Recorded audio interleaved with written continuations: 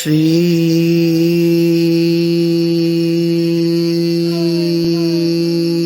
कृष्णाय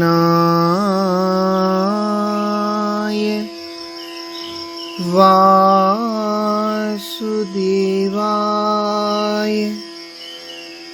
देवकी नंदनाय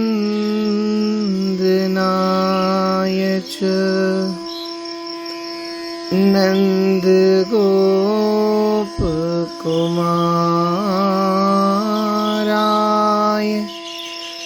श्री गोविंदाय नमो नमः। भक्ति भक्त भगवंत गुरु चतुर नाम वपु एक, तिनके पग वंदन किए, नासहि विघ्न अनेक। मेरी भव बाधा हरौ श्री राधा नागर दोई, जातन की झाई फरे, श्याम हरित द्युति होय। बंदौ गुरुपद कंज, कृपा सिंधु नर रूप हरि, महामोह तम पुंज, जासु वचन रवि कर निकर। सब संतन निर्णय कियो मति, श्रुति पुराण इतिहास, भजवे को द्वही सुघर, के हरि के हरिदास। जय श्री कृष्ण। श्री भक्त चरितामृत के माध्यम से हम भक्तों का चरित्र श्रवण कर रहे हैं। श्री ध्रुव जी का चरित्र अब हम लोग प्रेम से श्रवण करें। श्रीमद् भागवत में वर्णन है, धर्मार्थ काम मोक्षाख्यम य इक्षे श्रेय आत्मनः, एकमेव हरिस्तत्र कारणं पाद सेवनम। जो कोई धर्म अर्थ काम या मोक्ष रूप पुरुषार्थ की इच्छा करता हो, उसके लिए इन सबको देने वाला इनका एकमात्र कारण श्री हरि के ही श्री चरणों का सेवन ही है, ऐसा भाव। तो श्री ध्रुव जी महाराज, इनका चरित्र। श्री ध्रुव जी स्वयंभू मनु के पुत्र उत्तानपाद थे, जिनकी दो रानियां थी, एक तो सुनीति और दूसरी सुरुचि। छोटी रानी सुरुचि पर राजा का बड़ा प्रेम था। उससे उत्तम नामक एक पुत्र हुआ, और जो सुनीति जी हैं, सुनीति से ध्रुव जी हुए। राजा प्राय सुरुचि के महल में रहते थे। बड़ा अच्छा भाव संत वर्णन करते हैं इस प्रसंग का। देखिए, दोनों रानियों का नाम बड़ा सुंदर है। एक का नाम है सुनीति और दूसरी का नाम है सुरुचि। तो संत कहते हैं, राजा जब तक सुनीति से, सुनीति का अर्थात सुनीति यानी सुंदर नीति से चले, तब तक तो सब ठीक चलता है, और जब राजा की सुरुचि यानी अपनी रुचि जागृत हो जाए तो बात थोड़ी गड़बड़ हो जाती है। और एक भाव और संत कहते हैं, जब तक सुनीति रहती है तो ठीक है, जब अपनी इच्छा जागृत हो, सुरुचि जागृत हो, तो सुनीति का तो अपने आप त्याग हो जाता है। और यही हुआ यहाँ पर। सुनीति जी परित्यक्ता हो गई। राजा ने उनका त्याग सा कर दिया, क्योंकि अत्यधिक समय सुरुचि के महल में राजा रहते थे और इसका लाभ सुरुचि बहुत उठाती थी। कई बार अच्छा व्यवहार माता और पुत्र के साथ वो नहीं करती थी।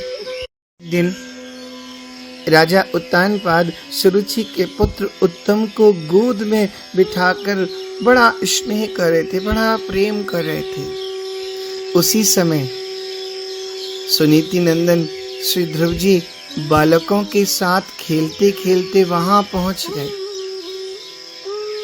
और जब अपने भाई को गोद में बैठा देखा तो बालक ध्रुव के मन में भी इनकी गोद में बैठने की इच्छा जागृत हो गई और पिता की गोद में इन्होंने बैठना चाहा, परंतु सुरुचि के भय से राजा ने इनकी ओर देखा भी नहीं।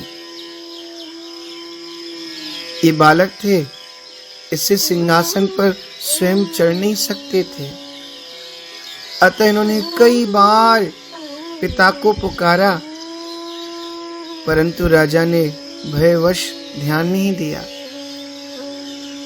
तब सुरुचि राजा के समीप जाकर बड़े अभिमान पूर्वक बोली और कहा ध्रुव जी से, वत्स, तू राजा की गोद में सिंहासन पर बैठने की इच्छा करता है, पर एक सच्ची बात बताऊं, तू उसके योग्य है ही नहीं। तू ना ये इच्छा मत कर, ना कर, क्योंकि तू हमारे गर्भ से नहीं उत्पन्न हुआ है। तू राज सिंहासन का अधिकारी तभी होता जब हमारे उदर से तेरा जन्म होता। तू बालक है, नहीं जानता कि तू अन्य स्त्री का पुत्र है, इसलिए जा पहले तप के द्वारा भगवान को संतुष्ट कर उनसे वर मांग। जानते हो वर में क्या मांगना?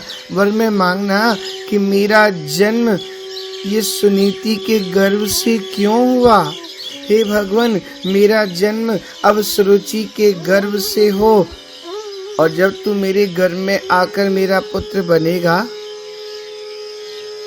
तब तू राजा के आसन पर बैठने का अधिकारी हो सकता है। अभी तेरा या तेरी माँ का इतना पुण्य नहीं है।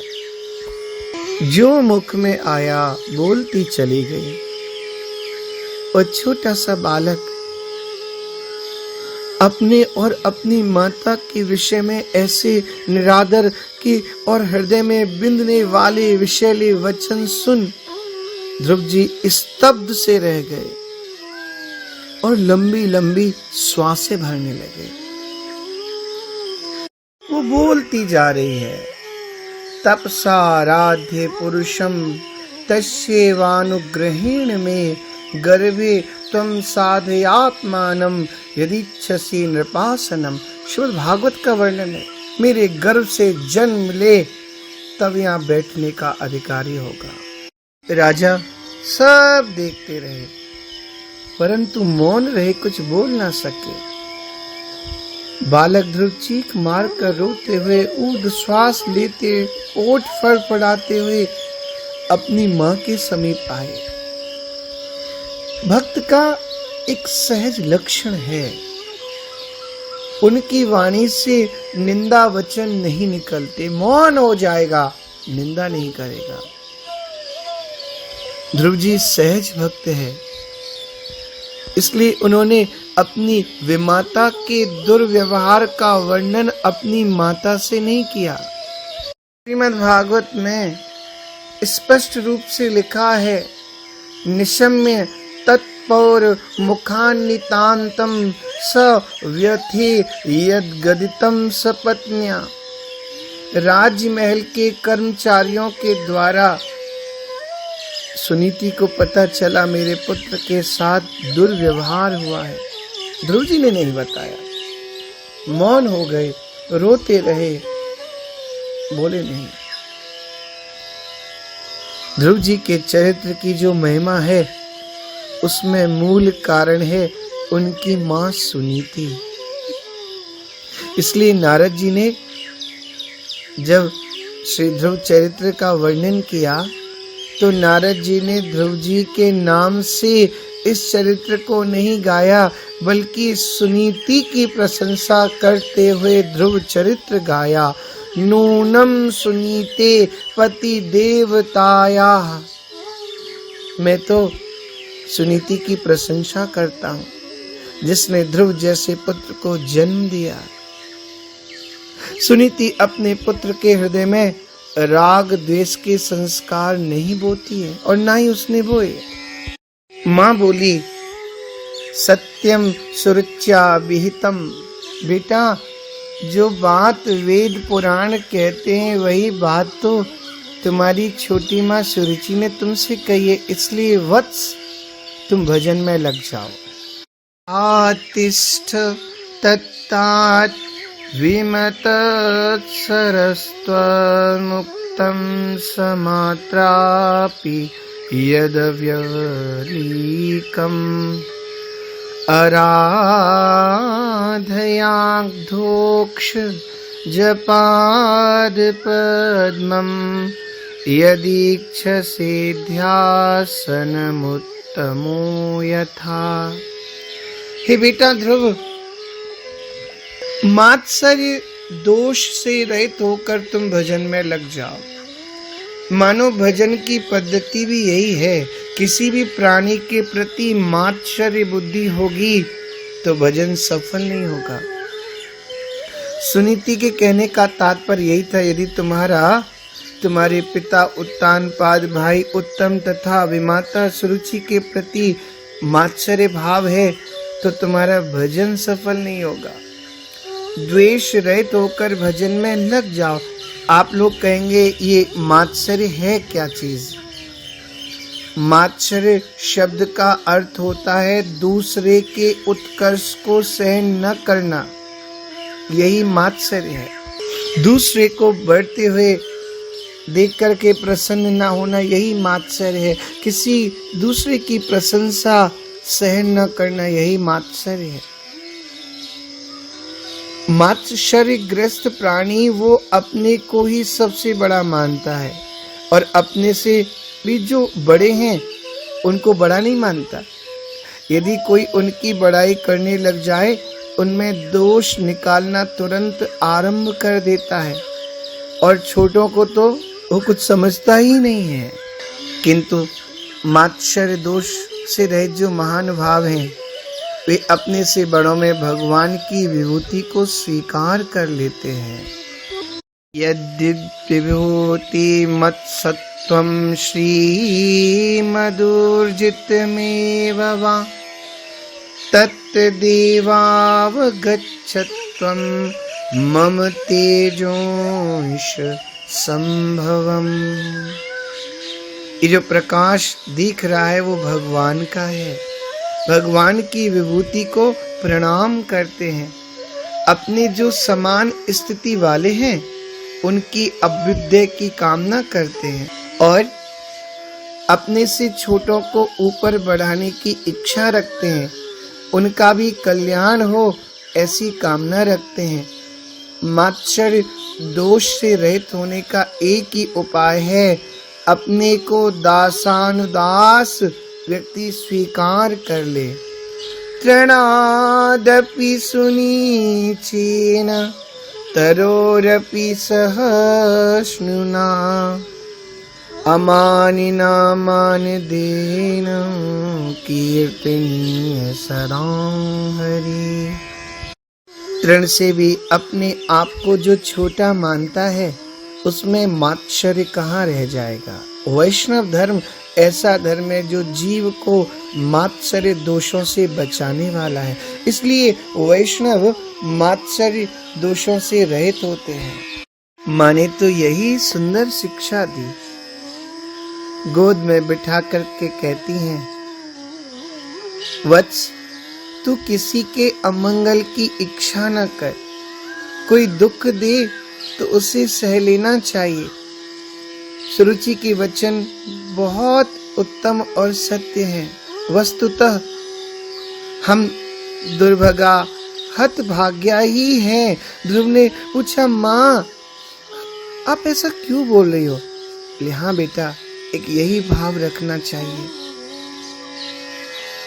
ध्रुव ने पूछा, माँ मैं और उत्तम दोनों समान रूप की राजकुमार हैं, तब उत्तम क्यों उत्तम है और मैं क्यों अधम हूँ?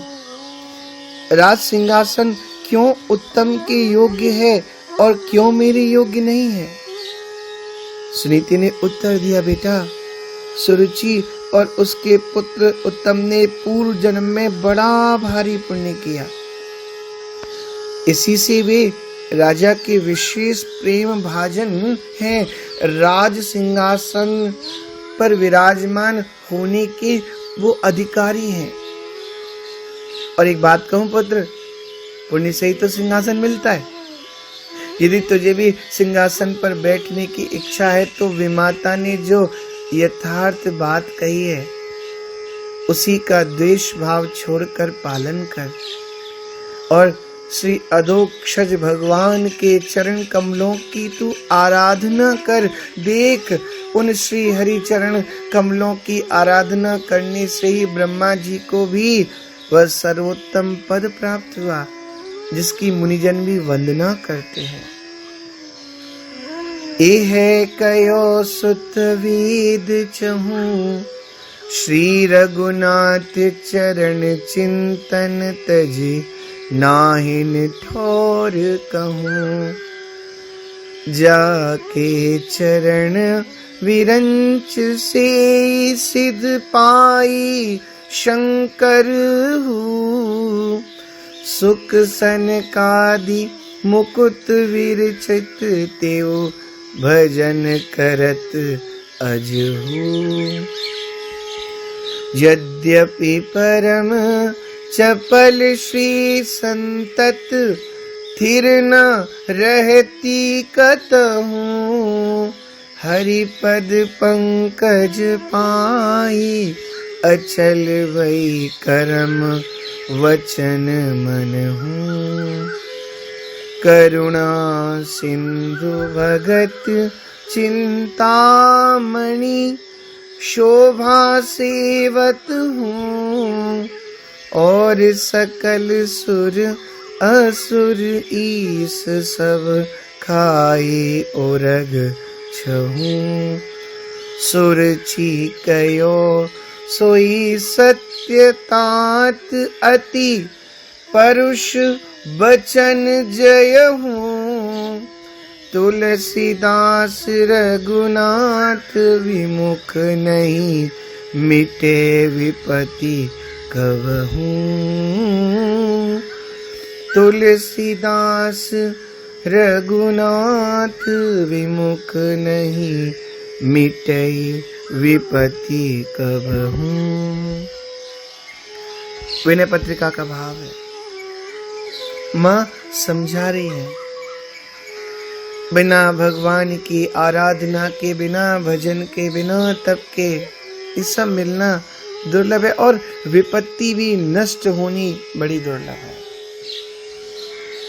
इसलिए तुम एक काम करो, भगवान की आराधना करो।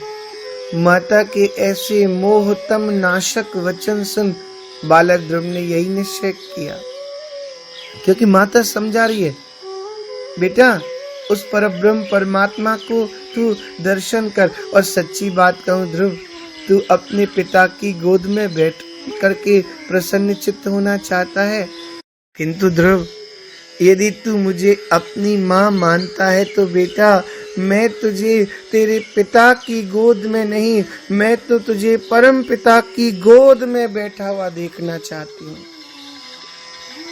इस सिंहासन पर बैठेगा। अरे मैं तो चाहती हूँ ठाकुर तुझे उस सिंहासन पर बिठाए जो सदा सर्वदा के लिए स्थिर रहे।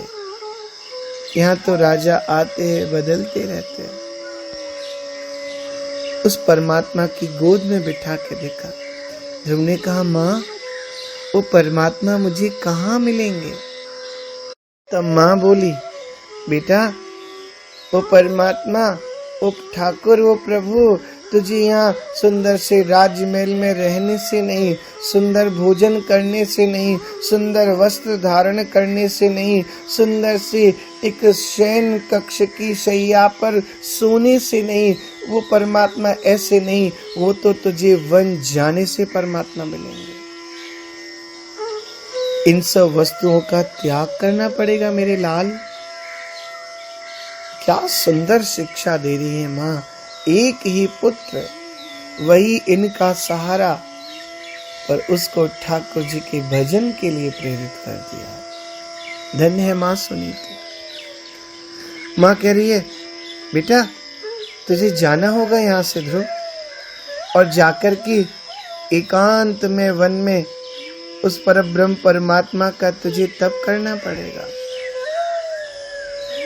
और ये जो खाने की वस्तु है ना, जितनी यहाँ मिलती है वन में नहीं मिलेंगी। ध्यान रखना, जो मिल जाए फल पत्ते आदि वो खा कर के रह जाना मेरे लाल। सोने के लिए बिस्तर नहीं होगा ध्रुव। बेटा जैसी शैया हो, ये पृथ्वी माँ की, उसी पर अपने हाथ को ऐसे सर के नीचे लगा करके सो जाना। पर ध्रुव मैं चाहती हूं कि जब तू वापस लौट करके मुझसे आकर के मिले तो मेरा ये मन का भाव है तू परब्रह्म परमात्मा की प्राप्ति करके लौटे। कर पाओगे ध्रुव? प्रणाम कर दिया ध्रुव ने। मां मैं अवश्य जाऊंगा। जैसे जाने लगे मां ने ध्रुव का हाथ पकड़ लिया। सुन, वैसे तो मैं जानती हूं तुझे, फिर भी तेरे मन में ना हो सकता है तेरी छोटी माँ के लिए कुछ रोष रह गया हो। बेटा ये तो भजन में बहुत बाधक है, इसलिए जाने से पहले अपनी छोटी माँ को तू प्रणाम कर, उनकी आज्ञा लेकर के जा। ध्रुव जी चल दिए।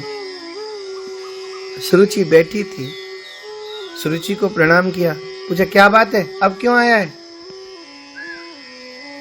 बोले माँ आपने कहा था ना परमात्मा को जाके तू भजन कर और तब जाकर तू सिंहासन पर बैठने का अधिकारी होगा। मैं उन्हीं परमात्मा की शरण में जा रहा हूँ, भजन करने जा रहा हूँ। माँ मैं उनका तप करूंगा। सुरुचि ने कहा लगता है मेरे वाक्य से सुनकर के, इन वाक्यों के प्रहार से व्यतीत होकर के ये वन के लिए जा रहा है। बोले अच्छा ध्रुव मत जा। हम तुम्हें जितनी वस्तु देते थे ना, जितना खाने का देते थे, जितने वस्त्र देते थे, जितने आभूषण देते थे और जो धन देते थे ना, उससे अब हम तुम्हें दुगना देना शुरू कर देंगे। तू एक काम कर, यहीं रह, वन में मत जा। ध्रुव जी तो मुस्कुरा गए। बोले माँ वैसे तो मुझे बड़ी माता के वाक्यों में कोई संदेह नहीं था, पर मन है ना कोई विचार उठते रहते हैं। मन में विचार था पता नहीं वो ठाकुर जी मिलेंगे कि नहीं, वो परमात्मा मिलेंगे कि नहीं, किंतु आपकी इस बात ने तो मुझे पूर्ण रूपेण संतुष्ट कर दिया। अरे अभी तो मैंने तप आरंभ भी नहीं किया, तप करने का मन में केवल संकल्प लिया, उसका परिणाम तो देखो। जो वस्तु मिल रही है उससे दुगनी वस्तु मिलने को तैयार है। माँ यदि मैं तप करके आऊंगा तो पक्की बात है कुछ विशेष लेकर के ही लौटूंगा। अब तो आप कृपा कर मुझे जाने की आज्ञा दो। सुनीति की आज्ञा को पालन कर रहे हैं ध्रुव जी महाराज, इसलिए आज्ञा मांग रहे हैं, खड़े हैं। इधर सुरुचि ने सोचा, अच्छी बात है, चला जाएगा तो कोई जीव जंतु खा लेंगे, मर जाएगा, ठीक है चला जा। और ध्रुव जी ने प्रस्थान किया। और आगे का चरित्र हम अगले भाग में वर्णन करेंगे। जय श्री कृष्ण।